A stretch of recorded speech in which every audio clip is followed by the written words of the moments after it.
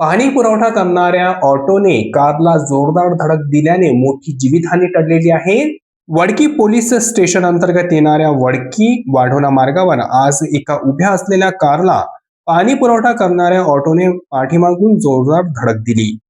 या भीषण अपघातात कारचे मोठ्या प्रमाणावर नुकसान झाले असून सुदैवाने कारमधील प्रवासी थोडक्यात बचावले आहेत. मिळालेल्या माहितीनुसार वाढोणा बाजार येथील रहिवासी विवेक कुमरे आणि सुनील करडे हे आपल्या मुलांच्या शाळेची फी भरण्यासाठी वडकी येथील सैनिक पब्लिक स्कूलमध्ये गेले होते. काम आटोपून परत येत असताना वडकी येथे फळे घेण्यासाठी त्यांनी आपली कार रस्त्याच्या कडेला उभी केली होती. त्याचवेळी बबलू वॉटर सप्लायर्सचा पाणी वाहून नेणारा ऑटो वेगात येत होता. ऑटो चालकाचे नियंत्रण सुटल्याने त्याने उभ्या असलेल्या कारला पाठीमागून जोरदार धडक दिली. ही धडक इतकी भीषण होती की कारचा मागील भाग पूर्णपणे चकनाचूर झालेला आहे.